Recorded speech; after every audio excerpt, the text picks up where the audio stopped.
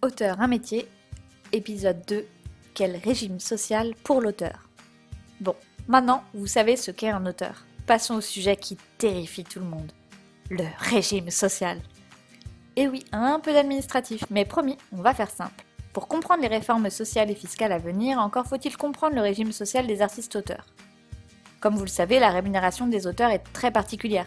Les auteurs sont rémunérés en droit d'auteur. Intuitivement, on a tendance à croire que les artistes-auteurs appartiennent au même régime que les intermittents du spectacle. Eh bien non. Comme vous le savez désormais, les auteurs n'ont pas de contrat de travail, ils ont des contrats d'édition. Leur rémunération est proportionnelle aux ventes de leurs livres. Leur temps de travail n'est donc jamais réellement quantifié. Pourtant, cette question du temps, elle est fondamentale.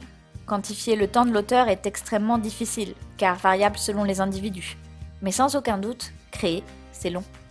Que ce soit écrire un roman ou une nouvelle, dessiner un conte pour enfants ou une bande dessinée, une œuvre a besoin de temps pour prendre forme. Les étapes sont nombreuses. La première idée, l'ébauche d'une histoire, d'un croquis, la création, les corrections. Mais alors les auteurs qui sont si particuliers, dans quelle case l'administration les range-t-elle? Et puis quels sont leurs droits? Toute rémunération issue du travail doit faire l'objet de cotisations venant financer le système de protection sociale français. C'est le principe de solidarité. Les droits d'auteur font évidemment l'objet de cotisations, sécurité sociale, assurance vieillesse, plafonnée, CSG, CRDS, CFP, retraite. Le régime de sécurité sociale des artistes-auteurs fait partie du régime général des salariés. Nous sommes bien considérés comme des travailleurs et comme des actifs. Nous avons une particularité, deux organismes font le lien entre les artistes-auteurs et la sécurité sociale.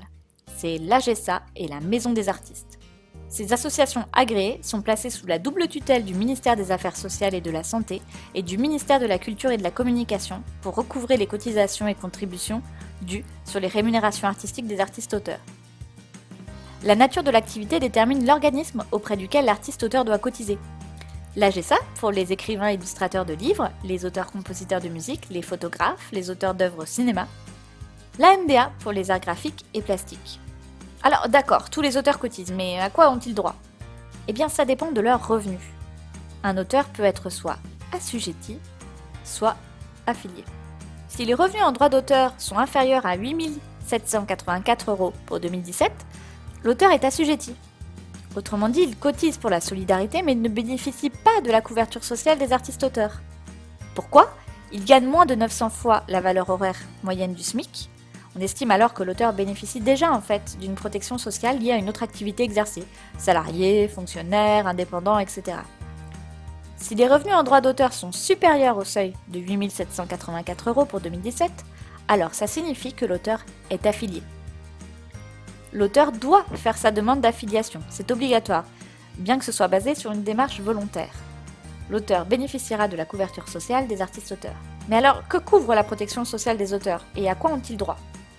Les auteurs ont droit arrêt maladie, indemnité journalière calculée sur les revenus N-1 ou N-2, congé maternité-paternité, retraite de base, retraite complémentaire obligatoire avec des cotisations supplémentaires atteignant bientôt 8%, et la formation professionnelle. Les auteurs, en revanche, n'ont pas droit au chômage, aux accidents du travail et aux congés payés. En somme, c'est une protection assimilée au régime des salariés, mais une protection parcellaire. Aucun chômage, aucune vacance. Rien n'existe pour pallier l'incertitude, la précarité et la dureté des métiers d'auteur. Pourtant, la situation est grave. Dans quel climat social vivent les auteurs? Eh bien, un climat social plus qu'alarmant. 40% des auteurs du livre professionnel vivent avec moins que le SMIC et leurs revenus se dégradent, en particulier chez les jeunes générations. Selon l'enquête auteur des États généraux de la BD, 88% des auteurs de BD n'ont jamais bénéficié de congé maladie. 81% n'ont jamais bénéficié d'un congé maternité, paternité ou adoption. 36% travaillent plus de 40 heures par semaine et pour 80%, le travail empiète sur au moins 2 week-ends par mois. La protection sociale des auteurs déjà existante est finalement très peu sollicitée. Pourquoi? Eh bien, par manque d'informations tout d'abord, mais aussi parce que les auteurs professionnels sont dans un tel flux tendu pour la survie que très souvent il est compliqué de s'arrêter lorsqu'on est malade ou enceinte. Pourtant, depuis des années, les cotisations des auteurs ne cessent d'augmenter. Plus 3% de TVA sur les droits d'auteur en 2013, plus 0,35% de formation professionnelle, plus 8% de retraite complémentaire obligatoire en 2020, moins 0,95% de pouvoir d'achat tant que la CSG n'est pas compensée. Le principe de davantage de cotisation pour davantage de protection va dans le sens de la professionnalisation des auteurs. Quand c'est son unique métier, on a besoin de cette protection. Mais le problème, c'est que dans nulle profession, on ne voit une hausse aussi brusque et soudaine des cotisations. Et encore faut-il pouvoir faire face à cette hausse quand en parallèle, les revenus des auteurs se dégradent. Pourtant, en France existe l'exception culturelle française. La création culturelle ne constitue pas un bien marchand comme les autres et par conséquent, son commerce est protégé par certaines règles, autres que celles de la seule loi du marché. Mais alors que la TVA du livre est à 5,5 en 2013, la TVA sur les droits d'auteur est passée de 7% à 10%, grevant encore le pouvoir d'achat des auteurs.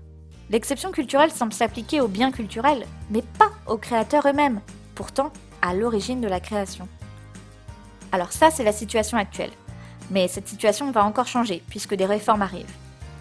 Il y a deux types de réformes. Les réformes qui concernent tous les actifs français, donc également les auteurs, les réformes qui concernent spécifiquement le régime des artistes-auteurs. Pour les réformes qui vont toucher tous les Français, il y a eu la hausse de la CSG. Les auteurs n'ayant pas droit au chômage, aucune compensation n'était initialement prévue pour eux. Il a fallu que les associations et syndicats d'auteurs montent au créneau, soutenus par le ministère de la Culture. Une compensation a été promise, mais à ce jour, rien n'est encore en place et les auteurs subissent une perte nette de pouvoir d'achat. Le prélèvement à la source, un calvaire pour les auteurs. Revenu incertain et fluctuant, relevé des droits d'auteur une seule fois par an, situation sociale déjà extrêmement rude, très peu d'auteurs professionnels ont la trésorerie ou encore les moyens administratifs pour y faire face. Et puis surtout, à l'heure d'aujourd'hui, il semblerait que rien n'ait été prévu pour la population spécifique que nous formons, puisque nous savons que ce ne sont pas nos diffuseurs, nos éditeurs, etc., qui a priori feront eux-mêmes le prélèvement. Nous y venons. Les réformes qui concernent le régime des artistes-auteurs. Attention, vous aviez enfin compris la différence entre assujetti et affilié ? Eh ben pas de bol, c'est terminé. Dès le 1er janvier 2019 sera mise en place une cotisation retraite au premier euro pour tous les auteurs.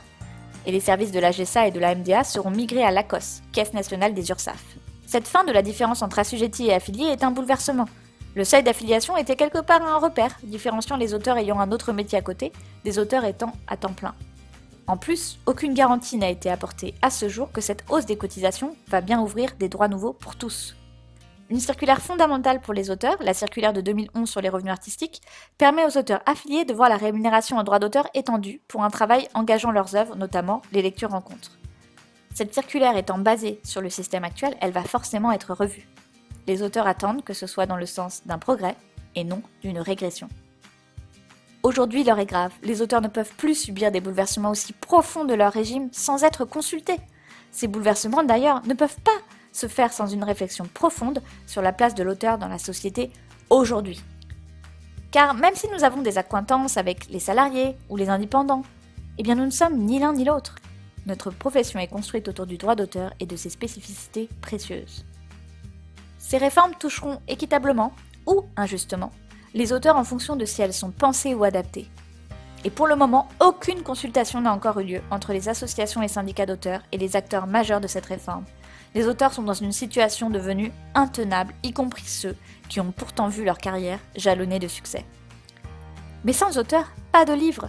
C'est toute la vitalité de la création française qui est en jeu. Le 22 mai auront lieu les États généraux du livre, tome 1, le statut social des auteurs. Un moment inédit pour enfin faire le point sur la situation des auteurs en France. À l'heure où la création est portée en étendard national, où la lecture et l'éducation artistique et culturelle sont des priorités politiques, comment la France, pays de l'exception culturelle, peut-elle laisser les auteurs du livre dans une situation d'une telle gravité ? Alors, auteur est-il un métier ?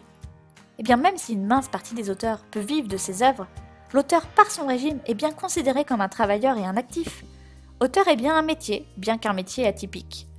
Nous, les auteurs de textes et d'images, sommes à l'origine de la vitalité et de la réussite d'une des premières industries culturelles françaises.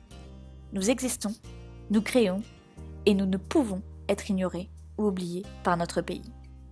Signez la pétition sur www.auteursencolère.fr, utilisez les hashtags auteur en colère, #paye-ton-auteur, rejoignez-nous sur les réseaux sociaux. Et si vous vous demandez ce que vous pouvez faire pour nous aider, eh bien, venez avec nous militer sur les réseaux. N'hésitez pas à interpeller les journalistes, nous devons nous faire entendre. Réalisation : Samantha Bailly, idée, texte et scénario. Mia, découpage et dessin. À bientôt pour une nouvelle vidéo.